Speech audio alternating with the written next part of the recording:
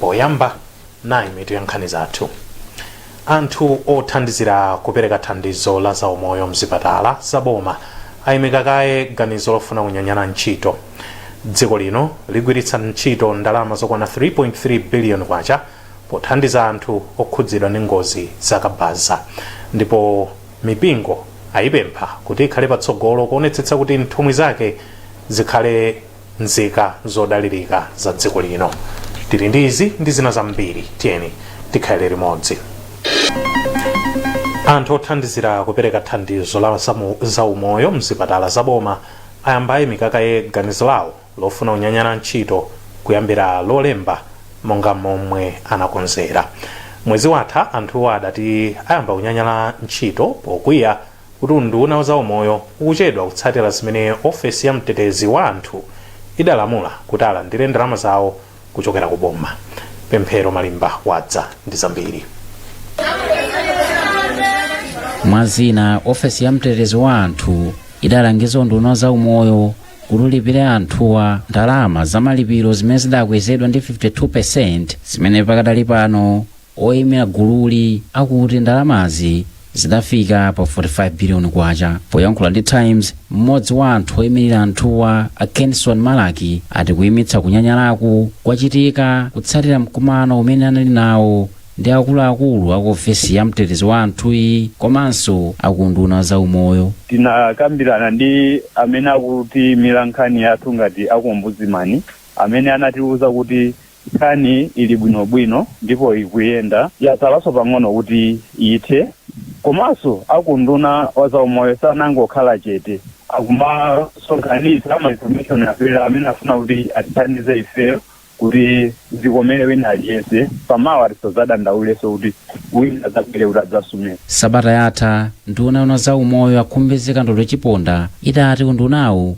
ndi wodzipereka kuti uthane ndi nkhawa za anthuwa. Poyankhulapo omenya ufulu wa anthu pa nkhani za umoyo amaziko Matemba anati kukambirana ndikofunikira kwambiri pa nkhaniyi. Ife kwathu kuganiza kuna kuti mwina tipase zokambirana zompata kwa zimene akufuna ogwira ntchito ndi zimene iwo akufuna kuti alandire. Ndi zimene zofunikira kwambiri kuopa kulakwitsanso zokambirana zimene zikukambidwa zifukwa zimene chifuna njono kuti anthu alandire zimene akufunazo, koma ngati ombudsman yabwerapo kuti ithandizire ndikuona ngati ndi mwayi kwa anthu akudandaula.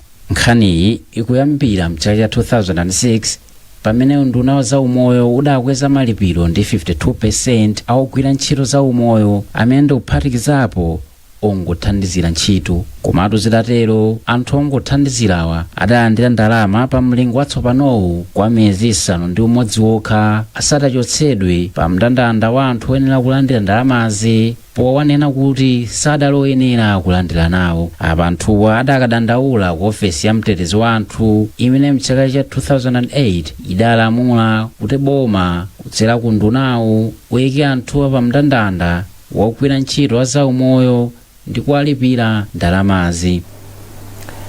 Pali kuthekera kwakuti dziko lino ligwiritsa ndalama zokwana 3.3 billion kwacha pothandiza anthu amene akhudzidwa ndi ngozi zakabaza. Izi ndi malinga ndi zotsatira zakafukufuku wa bungwe la anamwino ndi azamba. Mtsogoleri wa bungweri Charles Simeza ndiye wanena izi pa mkumano wa kafukufuku okhudza umoyo mu mzinda wa Lilongwe. Zambiri mulipoti ili lataonga Sabola. Mtsogoleri wa bungwe la anamwino ndi azamba Charles Simeza ati kuchuluka kwa ngozi zakabaza kupereka chiopsezo chachikulu pa ntchito za umoyo m'dziko muno. Zambiri zina zikuwonongeka, ndi ndikunena kuti zikuwonongeka chifukwa zikugwira ntchito pa munthu mmodzi kapena awiri amene amabwera ndi vuto lotino apanga ngozi makamaka anzathu akabaza. Amangozi yendera sanaphunzitsidwe mwaluso komanso nosavalako zozitetezera kumutu headgear ndi akapanga ngozi zawo zimakhala very fatal. Amene akabwera ku chipatala ndiye kuti akarowa ku theater amatenga tsiku lonse la thunthu komanso ndalama pafupifupi 9.7 million imapita population ya munthu mmodzi. Kumalawi kunoko tapanga kafukufuku kuli anthu 670 amene tikunena panopa ali mbedi ku orthopedic units. Ndipo nduna ya zaumoyo akhumbizeka ndodo chiponda ati kafukufuku ndofunika kwambiri pa ntchito za za umoyo ndi cholinga chopeza mayankho ku matenda osiyanasiyana. Nkhani yathu ya za umoyo kafukufuku amakhala ofunika kwambiri kuti tikamapanga ziganizo kuti okay tsopano mwina malungo tifuna tizipanga chonchi tsopano munthu oda TB tizimuyang'anira chonchi kodi amene akuvutika ndi matenda ozunguza bongo tizimuyang'anira chonchi zimene zija zimafunika tipange kafukufuku. Ndelero tsiku la Tungapatali pamene anamwino ndi azapatu abwera pamodzi kuchokera dziko lonse lino la Malawi komanso kwabwera alendo ochoka ku UK kwabweranso alendo ochoka ku Zambia amene ali nawo pamkumano umenewu udzakambirana kuti nawonso azitengapo gawo lalikulu pa nkhani ya kafukufuku kuti ntchito yawo kodi ikhale bwino bwanji pothandiza Amalawi. Pamkumanowu panafika akuluakulu a ntchito za umoyo kuchokera m'madera osiyanasiyana. Wachiwiri kwa mtsogoleri wa dziko lino a Michael Usi anagawa fetereza ndi mbewu yachimanga kwa anthu achikulire maboma achiradzulu ndi phalombe. A Usi anakachezanso ndi mfumu yayikulu ya alomwe akaduya. Thomas Kachere wa Mzambiri mulipoti ili.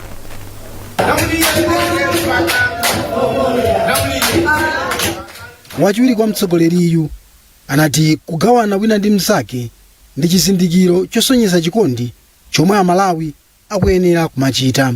Iwo anaperekanso makina opangira mphamvu ya magetsi kuchokera kudzuwa kwa manja ena kuti ana opita ku sukulu azitha kuwerenga usiku. Ulendowu ukudza pamenenso Ausi sabata latha anakafika mboma la Machinga komwe anakagawa katunduyu. Mmodzi mwa amayi omwe alandira nawo thandizoli ochokera mmudzi mwa Matepwe mboma la Phalombe Afibe Yona anathokoza Ausi kamba kuwaganizira ndi thandizoli. Ndipo ine ndifuna ndithokoze kuti zikomo kwambiri muno mizi magogo ife timasalidwa koma president poorganiza nzeru imene Mulungu asogolere komanso tigwade pansi tiyapempherera president moyo umenewo asasiyirepo pakuganizira magogo. Mawu ake Paramount Chief Kaduya inathokoza Ausi kamba kuganizira anthu awo kuderalo. Kwambiri mawanga ndi othokoza wathokoza a vice president chifukwa choganizira azigogo si anthu onse azigogo samene amayandira ndikula pakhomo ambiri ndi oti amakhala chikhalire opanda chinthu china chilichonse komano kutengapo mbali ya vice president kubwera kuwapasa azigogo mphatso zosiyanasiyana kuphatikizapo fetereza. Ineyo ngati mfumu yawo kuno ndikuthokoza chifukwa fetereza amene apasa ndikuti apasa chuma agwiritsa ntchito ndipo akhala ndi chokudya. Kuyambira sabata latha Ausi akhala akugawa fetereza komanso mbewu yachimanga m'maboma osiyanasiyana pamene akupitirira kufalisa uthenga wa mtendere pakati pa Amalawi.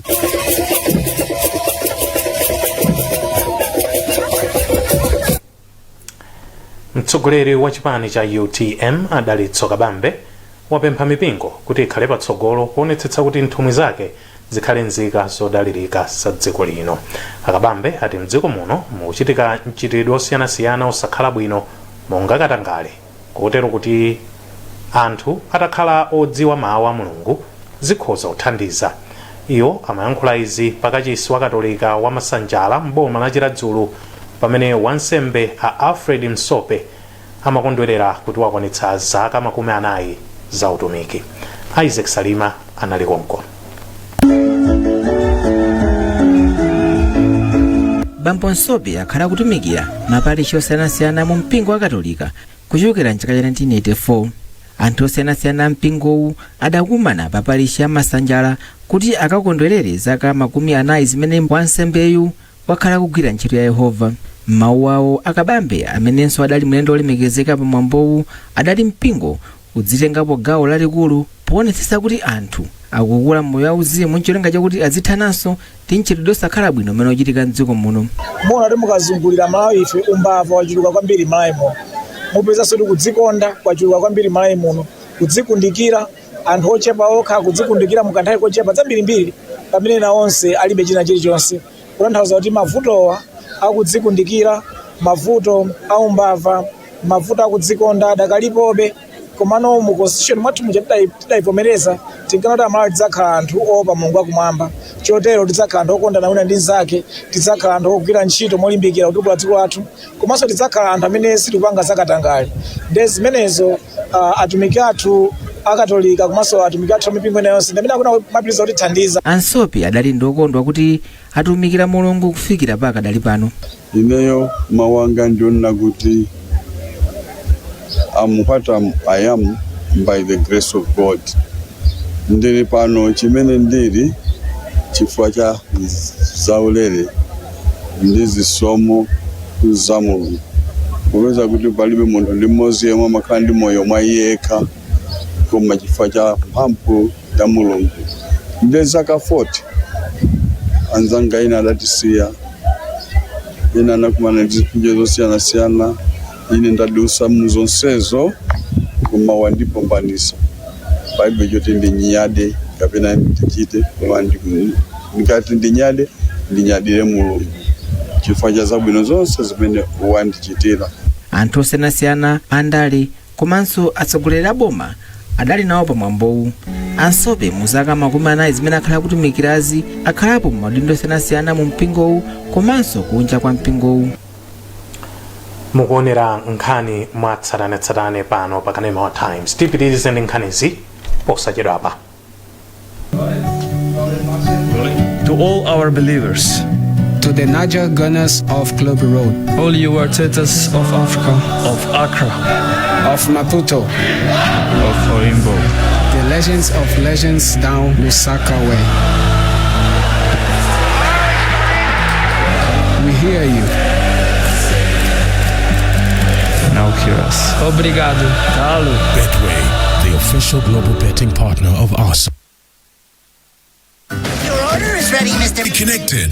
DSTV, your home of entertainment. When pain clouds your child's sunny days, Parapain Baby swoops in.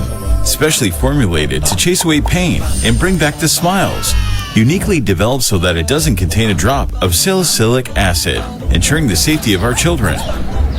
Whether it's fever, teething discomfort, or tummy troubles, our hero is on the case, ensuring your little one feels better, faster, with a taste kids love. But remember, it's not as sweet. Parapain Baby is designed for easy intake, chewed or dissolved.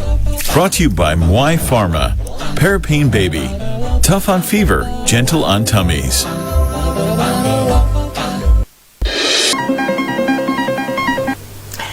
Popitirira ndi nkhani zathu. Bungwe la Word for Word Bible Translators lati lukhulupirira kuti kutanthauzira mawu a Mulungu mziyankhulo zimene anthu angamve bwino kungathandize kuti anthu ambiri afikiridwe ndi mawu a Mulungu. Mkulu wa bungweri a Emmanuel Kasisi wanena izi mu mzinda wa Blantyre pamene amaphunzitsa anthu okwana 22 kuti adzikatanthauzira anzawo mawu a Mulungu mziyankhulo zimene amamva komanso kuyankhula. Akasisi akufotokoza. Ifeyo cholinga chatu monga Word for the World Bible Translators Malawi, cholinga chatu tifuna tifikire mtundu wina uliwonse wa Malawi kuti anthu ena aliwonse akale ndi Bible mu chiyankhulo chakwawo amve komanso mbali ya uzimu.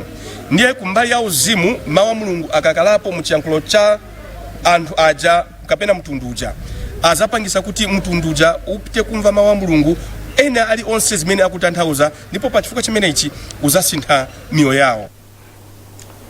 Utumiki wa Veritas pakachisi wa Limbe CCAP mu sinodi ya Blantyre wamema akhristu kuti akhala achilungamo ndi opa Mulungu zomwe ati ndi zothandiza pa chitukuko cha mpingo ndi dziko. Mtsogoleri wa aphunzitsa utumikiwu a Robert Mponera wanena izi pamwambo osangalala kuti ophunzira okwana 23 amaliza maphunziro awo. Daniel Zimba wadza ndi ripoti ili. Veritas ndi mawu a chiyankhulo cha Chilatini ndipo amatanthauza kuti choonadi. Utumiki wa Veritas umasula komanso kulimbikitsa akhristu kukhala ochilimika kutumikira anthu ngakhale opanda abusa odzozedwa ndi mpingo.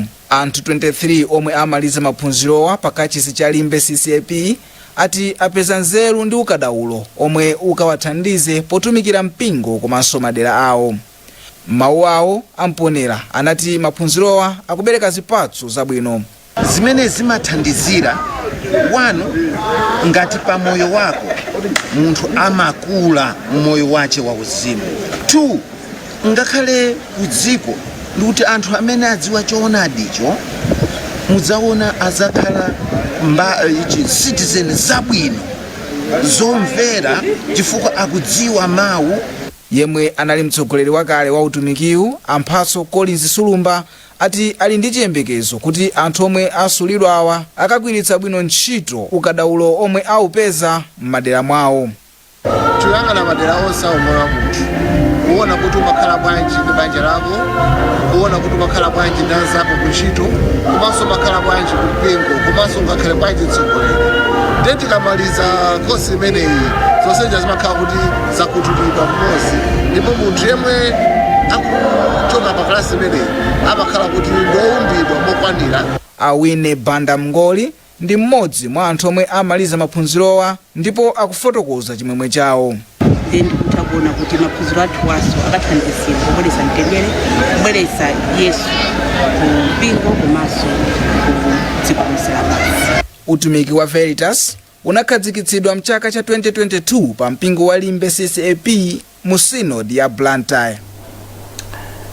Mbusa wankulu wa Pentecost International Christian Center A.S. Banda wapempha Amalawi kuti ayike mitima komanso chidwi chawo kwa Mulungu. Abanda ayankhula izi mu mzinda wa Lilongwe pa mapemphero otchedwa PICC Mega Sunday achigawo chapakati. Abanda akuyankhula ndi mtolankhani wathu Taonga Sabola. Mmene tikhalira makamaka ku Malawi kunoku mtima wathu nthawi zambiri timayang'ana kwa munthu. Nthawi zina ndale kumene ankolo atsibweni asakhali mchimwene wathu ndiye manena kuti ngakhale timadalirana wina ndi nzake koma tonsefe molingana ndi Masalimo 57 verse ya 7 ndimauza anthu kuti tiye tikhazikitse mitima yathu komanso chidwi chathu ndi maso athu kwa Mulungu, chifukwa ngakhale timathandizana wina ndi nzake tili ndi malire koma Mulungu wathu ndi amene alibe malire, ali zonse, ndipo nthawi zonse tiyang'anire kwa iye chifukwa ndi amene angathe kutithandiza pa china chilichonse chimene ife tingafune pa dziko lapansi. Ndipo pamenepa ndiye pamapeto pa nkhani zathu, koma tisadasiyane nayinso mitu yake. Anthu othandizira kupereka thandizo la zaumoyo mzipatala zaboma ayimika kaye ganizo lofuna unyanyala ntchito. Dziko lino ligwiritsa ndalama zokwana 3.3 biliyoni kwacha pothandiza anthu okhudzidwa ndi ngozi zakabasa, ndipo mipingo ayipempha kuti ikhale patsogolo kuonetsetsa kuti nthumwi zake zikhale zodalirika mdziko muno. Mutha kupeza nkhanizi ndi zina zambiri kudzera pa makina a internet pa www.times.mw, pa Facebook pa tsamba la Times 360 Malawi, Twitter @Times 360 Malawi, komanso poimba *1895# ndi kuchita subscribe ku 1895. Munali ndine Dave Kadama. Madzulo abwino.